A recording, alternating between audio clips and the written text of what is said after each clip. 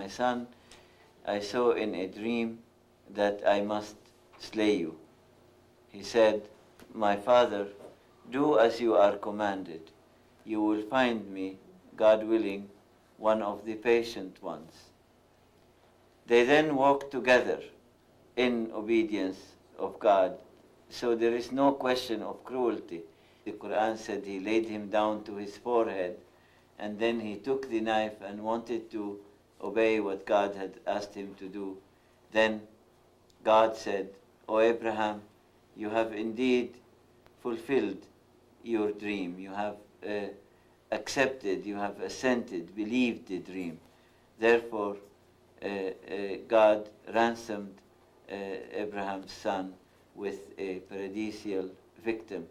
In the rabbinic tradition, Abraham, the person of faith, is surely also the person of struggle. He has faith, but yet he struggles with that faith throughout his life. And at every test, one can see Abraham's ambivalence and Abraham's struggle. The classic midrash, of course, is in the Binding of Isaac story, where, first of all, it takes Abraham 3 days to find a place he should have seen in perhaps less than 1 day. And in fact, in one other midrash, Satan is portrayed as turning himself into a river to impede Abraham's progress to the mountain, as if that's a projection on Abraham's part of his own doubt, his own struggle in terms of the journey. In both traditions, Abraham recognizes the voice of Satan.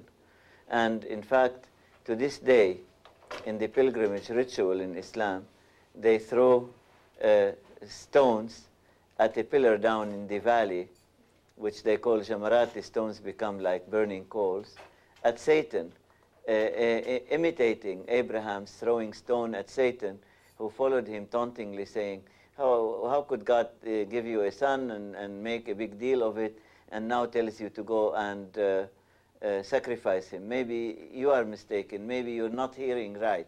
When Abraham and Isaac are on the road to Mount Moriah, when Isaac calls out, Avi, Daddy, I hear intoned in those words the voices of all 5 of our children every day of my life. When I walk into the house tired, coming back from my journey in the world, and walk into the house at 7:30, and my son Ilan, who is our youngest, says to me, Daddy, he said, do you have 15 minutes to spend time with me watching the basketball game on television tonight? And my immediate impulse is, Ilan, I'm tired and it's been a long day, and just give me a little while, and I want to run to my study and take off my shoes and relax for a bit.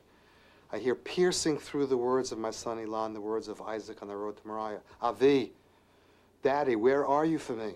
After all is said and done, where are you for me? What does this mean in terms of your love of me?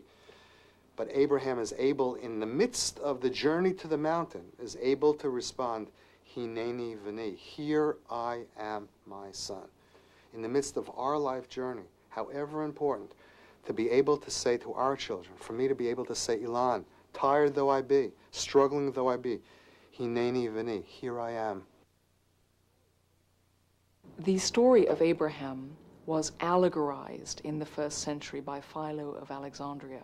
The call of Abraham by God in Genesis 12 was made the paradigm for the journey of the soul out of the snares of the material world, which was where Abraham came from, and into trust, promise, growth in God, away from origins. This is, if you like, a sort of psychological journey, the way a soul, an individual becomes healthy. They leave everything familial behind, and they become differentiated from their parents and that's a lot of what we do. Abraham and Sarah are very much figures for us in Christian spirituality. His willingness to say yes to the promise and yes to all the risks that entailed, to be willing to leave security and comfort and to go into the unknown. And I think in what we do in the Center for Christian Spirituality, we're often with people as they're saying yes to promise and yes to going off into the unknown. And there, certainly Abraham and Sarah are great, important figures for us, role models to be trendy. If you look at the way in which texts about Abraham have been used in Christianity, it is first of all as someone who drops everything to do what God wants. Now, that's a wonderful example of faith. It's an enormous act of trust.